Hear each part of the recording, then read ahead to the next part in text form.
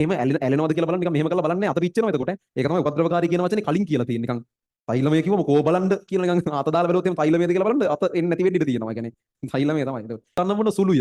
මේ විද්‍යාව රසායන විද්‍යාව රිසෝස් බුක් එකේ තියෙන කුකුසක් දන්න මොන සුළුයි. මොකක්ද ඒ?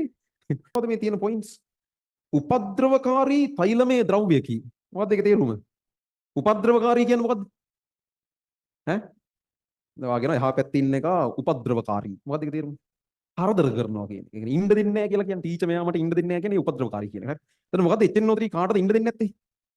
එතන කරදර කරනවා කියලා අදහස් කරන්නේ අතට අර හිමින් ඇඟට වැටුනොත් පිච්චෙනවා කියන එක තමයි උපද්‍රවකාරී කියලා මෙතන කියන්නේ. ඉන්න දෙන්නේ නැති එක නෙවෙයි. උපද්‍රවකාරී කියන්නේ කරදර ඇති කරන සුළු, අනතුරු ඇති කරන සුළු කියන අදහස තමයි උපද්‍රවකාරී කියන එකේ තේරුම. ඒතර උපද්‍රවකාරී කියලා කියන්නේ ඒ ඇඟේ පතේ හලා ගන්න එපා පිච්චෙයි කියන එක තමයි ඔය වැදගත් විදිහට කියලා තියෙන්නේ. උපද්‍රවකාරී.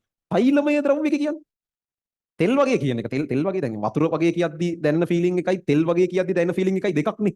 තෙල් වගේ කියන්නේ මහා විනාශයි වගේ නිකන් සබන් ගෑවත් යන්නේ නැහැ වගේ කන්නේ තෙල් වගේ කියද්දි ඉන්නේ යන් එහෙම එකක්.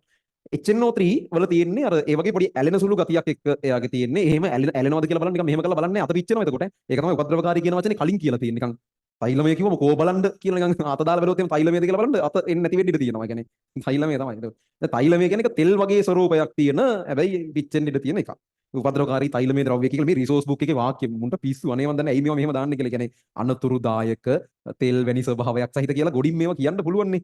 ඒක ඔක වෙන්නේ අර මේ රිසෝස් බුක් මුලින් හදන්නේ ඉංග්‍රීසි වලින්. ට්‍රාන්ස්ලේට් කරන්නේ ලොකුවට සයන්ස් දන්න මිනිස්සෙක් නෙවෙයි. O level වලට වගේ සයන්ස් ඉගෙනගෙන තියෙන සමහරක් විට A level උත් සයන්ස් ඉගෙනගෙන තියෙන. නමුත් එයාට එහෙම ලොකු අදහසක් නැහැ මේක කාටද මේවා හදන්නේ. මේක කොයි මට්ටමින්ද වචන තියෙන එහෙම නැහැ. ඉංග්‍රීසි එක කියවලා ඒක හොඳ සිංහල වචන දාලා හොඳ පරිවර්තනයක් කරලා දෙනවා. ඔය රිසෝස් බුක් එකේ අපිට හම්බුණාද දන්නේ නැහැ. සමහරක් තැන්වල තියෙනවා කුකුසක් දන්න මොන සුළුය. මේ විද්‍යාව රසායන විද්‍යාව රිසෝස් බුක් එකේ තියෙන කුකුසක් දන්න මොන සුළුයි. මොකක්ද ඒ?